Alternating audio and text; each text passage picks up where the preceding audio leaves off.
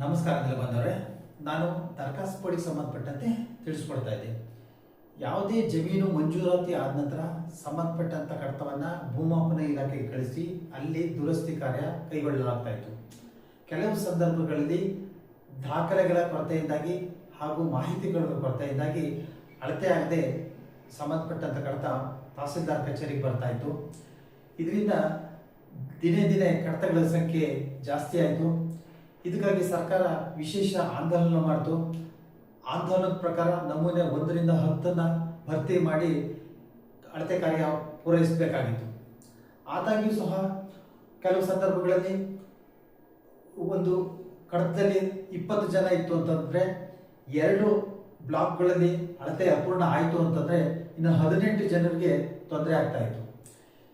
ಇದರಿಂದ ರೈತರು ಜಮೀನು ಮಾರಾಟ ಮಾಡಲು ಅಥವಾ ಕರಾರುಗಳು ಈಗಾಗಲೇ ಮಾಡಿಕೊಂಡಿದ್ರೆ ಅದಕ್ಕೆ ಸಂಬಂಧಪಟ್ಟಂತ ಕ್ರಯಪತ್ರ ಮಾಡಿಕೊಳ್ಳಲು ತೊಂದರೆ ಆಗ್ತಾ ಇತ್ತು.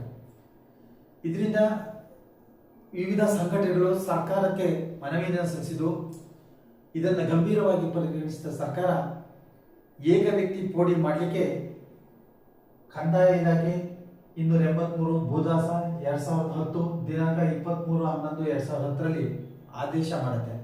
ಅಂದ್ರೆ ಯಾವುದೇ ಒಬ್ಬ ವ್ಯಕ್ತಿ ಒಂದು ಸರ್ವೆ ನಂಬರ್ ಅಲ್ಲಿ ಅಳತೆ ಕೋರಿ ಮಂಜೂರಿಗೆ ಆಗಿದ್ದು ದುರಸ್ತಿ ಕೋರಿದ್ರೆ ಅದನ್ನ ಅಳತೆ ಮಾಡಬೇಕು ಅನ್ನೋದನ್ನ ಸುತ್ತೋಲೆ ಮೂಲಕ ಆದೇಶ ಮಾಡುತ್ತೆ.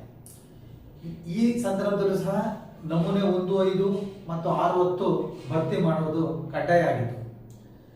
ಇದಕ್ಕೆ ಅನುಮತಿಯನ್ನು ನೀಡಲಿಕ್ಕೆ ಸಂಬಂಧಪಟ್ಟಂತ ಜಿಲ್ಲಾಧಿಕಾರಿಗಳಿಗೆ ಆದೇಶ ನೀಡಲಾಗಿತ್ತು.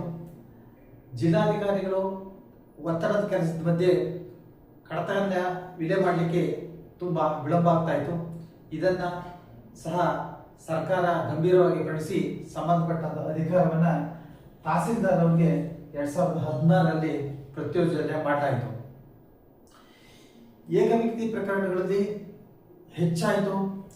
ಇದರಿಂದ ಏನಾಗ್ತಾ ಇತ್ತು ಅಂದ್ರೆ ಒಂದು ಸರ್ವೆ ನಂಬರ್ ವಿಸ್ತೀರ್ಣ ಆಕಾರ ಬಂದು ಮತ್ತು ಟಿಪ್ಪಣಿಗೂ ವ್ಯತ್ಯಾಸ ಇದ್ದಿದ್ದರಿಂದ ಸುಮಾರು ಸಾರ್ವಜನಿಕರಿಗೆ ತೊಂದರೆ ಆಗ್ತಾ ಇತ್ತು. ಅದಲ್ಲದೆ ವಿಶೇಷ ಆಂದೋಲನಗಳ ಮೂಲಕ ಕಡತವನ್ನು ವಿಲೆ ಮಾಡುವುದು ಕಡ್ಡಾಯ ಮಾಡಿದ್ರಿಂದ ಏಕ ವ್ಯಕ್ತಿ ಪ್ರಕರಣಗಳನ್ನು ಈಗ ತಾತ್ಕಾಲಿಕವಾಗಿ ಸ್ಥಗಿತಗೊಳಿಸಲಾಗಿದೆ. ಇನ್ನು ನಮೂನೆ 1ರಿಂದ 5, 6ರಿಂದ 10 ಭರ್ತಿ ಮಾಡುವುದು ತುಂಬಾ ಕ್ಲಿಷ್ಟಕರವಾಗಿದ್ದರಿಂದ ಸರ್ಕಾರ ಇದರಲ್ಲೂ ಸಹ ಹಲವಾರು ನಿಯಮಗಳನ್ನ ಸಡಿಲಗೊಳಿಸಿದೆ. ಇದು ಏನು ಅನ್ನೋದ್ರ ಬಗ್ಗೆ ನಾನು ಮುಂದಿನ ಸಂಚಿಕೆಯಲ್ಲಿ ತಿಳಿಸ್ಕೊಡ್ತೀನಿ. ನೆಲಮಾಪನಕ್ಕೆ ಸಂಬಂಧಪಟ್ಟಂತ ಎಲ್ಲ ವಿಡಿಯೋಗಳು ಫೇಸ್ಬುಕ್, ಥ್ರೆಡ್, ಇನ್ಸ್ಟಾಗ್ರಾಮ್ ಹಾಗೂ ಯೂಟ್ಯೂಬ್ನಲ್ಲಿ ಲಭ್ಯವಿದ್ದು ತಾವು ನೆಲಮಾಪನ ಎಂದು ಸಬ್ಸ್ಕ್ರೈಬ್ ಆಗಿ ವೀಕ್ಷಿಸಬಹುದಾಗಿದೆ. ನಮಸ್ಕಾರ.